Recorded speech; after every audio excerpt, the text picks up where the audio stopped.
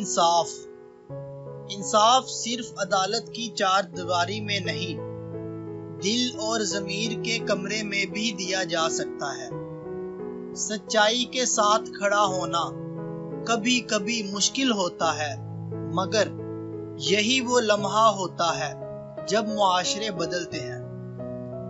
یہ کہانی ایک دور دراز گاؤں نورپور کی ہے، جہاں وقت جیسے تھم گیا تھا۔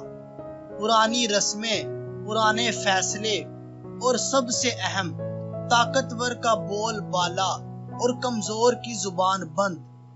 اس گاؤں میں ایک بوڑھا استاد کریم رہتا تھا۔ سفید داڑھی، سادہ کپڑے اور گہری آنکھیں جن میں علم اور عدل کی روشنی جھلکتی تھی۔ وہ سب کو انصاف کا سبق پڑھاتا، مگر لوگ ہنستے تھے۔ یہ شہر کی باتیں ہیں، ہمارے ہاں انصاف نہیں، سردار کا حکم ہی سب کچھ ہے۔ ایک دن گاؤں کے غریب مزدور نادر کی بیٹی فریال پر چودھری جلال کے بیٹے نے ظلم کیا۔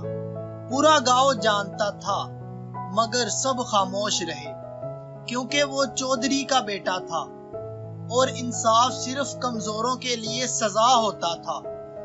نادر روتا رہا، دروازے کھٹکھٹاتا رہا، مگر سب دروازے بند تھے سوائے ایک کے، استاد کریم کے گھر کا دروازہ، جو کہ کھلا تھا۔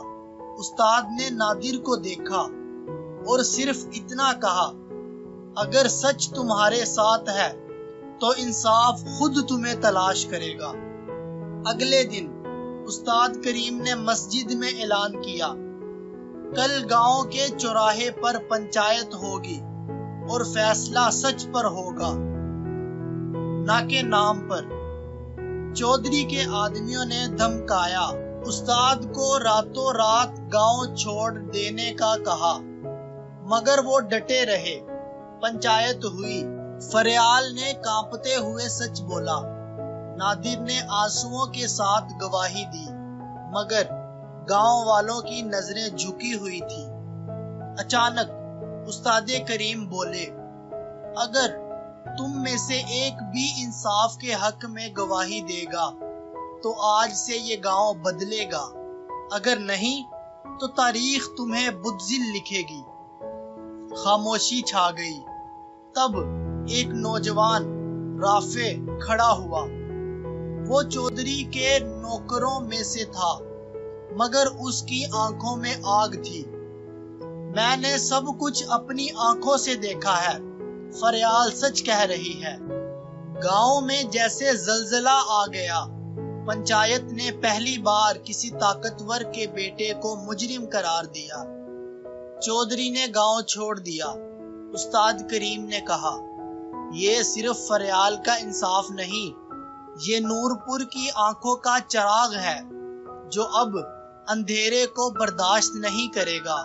رافع، نادر اور فریال سب نے ایک نیا گاؤں بنانے کی شروعات کی، جہاں سچ بولنا جرم نہ تھا۔ انصاف صرف عدالتوں یا پنچایتوں میں نہیں ہوتا، وہ ہر انسان کے دل میں جلتا ایک چراغ ہے۔ اگر وہ بجھ جائے تو ظلم کا اندھیرا پھیلتا ہے، مگر اگر وہ روشن رہے تو سچائی اندھیرے کو چیر کر روشنی لا سکتی ہے۔